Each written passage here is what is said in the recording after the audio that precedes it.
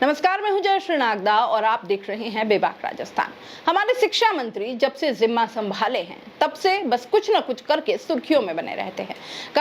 कभी कोई धार्मिक बयान दे डालते हैं, कभी बुलडोजर बाबा बन जाते हैं, कभी ये देवी माँ के सामने बद्दुआ देने लगते हैं और अब तो ये शिक्षकों के मोबाइल पर नजर गड़ाए बैठे हैं। मोबाइल एक बीमारी सा हो गया है। दरअसल अब तक प्राइवेट स्कूल्स में चलता आया नियम सरकारी स्कूल में भी लागू होने जा रहा है। शिक्षा मंत्री मदन दिलावर का कहना है कि अब सरकारी स्कूलों में मोबाइल पूरी तरह से बैन हो जाएगा। इसके पीछे उनका तर्क है कि स्कूलों में टीचर पूरे दिन मोबाइल पर शेयर मार्केट और न जाने क्या क्या देखते हैं। टीचर्स उसमें उलझे रहते हैं, इससे बच्चों की पढ़ाई का नुकसान होता है। उन्होंने कहा कि मोबाइल एक बीमारी जैसा हो गया है। अब सरकारी अध्यापकों को स्कूल में मोबाइल लाने की अनुमति नहीं होगी। अगर कोई शिक्षक गलती से मोबाइल लेकर भी आता है तो उसे अपना मोबाइल प्रिंसिपल के पास जमा कराना होगा। केवल प्रिंसिपल को ही स्कूल में मोबाइल लाने की अनुमति होगी। इमरजेंसी की स्थिति में प्रिंसिपल के पास फोन आएगा, वो शिक्षक को सूचना देगा। अगर किसी से बात करानी होगी तो वही कराएगा।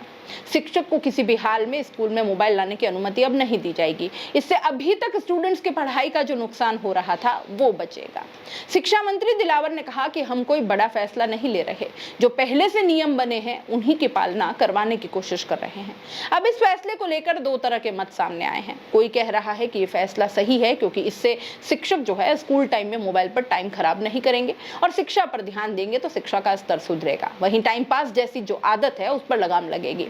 तो दूसरा मत ये भी सामने आ रहा है कि अब जब डिजिटल युग है, बच्चों को कई बार शिक्षक मोबाइल के जरिए अच्छे टॉपिक्स पढ़ाते हैं। एक तरफ ऑनलाइन शिक्षा पर जोर और दूसरी तरफ टीचर्स के मोबाइल पर रोक, दोनों बातें एक दूसरे के विपरीत दिखाई पड़ती हैं। क्या ये बीते जमाने में शिक्षकों को लौटाना चाहते हैं?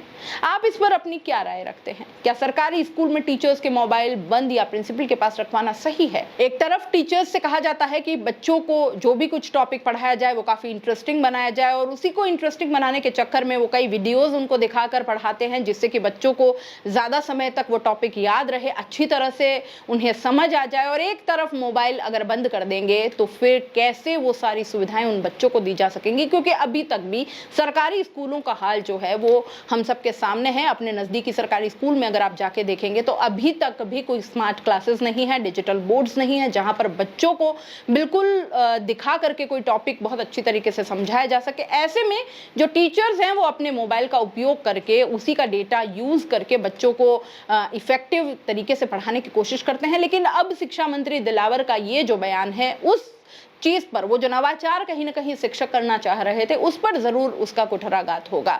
एक और बात शिक्षा मंत्री मदन दिलावर ने कही कि अब टीचर्स भैरू जी, बालाजी की पूजा और नमाज पढ़ने के नाम पर स्कूल नहीं छोड़ें। यदि उनको जाना है तो छुट्टी लेकर जाए, लिखित में रजिस्टर में एंट्री करके जाए। उन्होंने ये भी कहा कि अभी तो हम मौखिक रूप से अथवा नोटिस देकर छोड़ रहे हैं। टीचर्स ने सुधार नहीं किया तो हम निलंबन से लेकर बर्खास्तगी तक की भी कार्रवाई उनके खिलाफ कर सकते हैं। इस पूरे मामले पर आपकी राय कमेंट बॉक्स में लिख भेजिए और जाते जाते चैनल को लाइक, शेयर और सब्सक्राइब करते जाइए।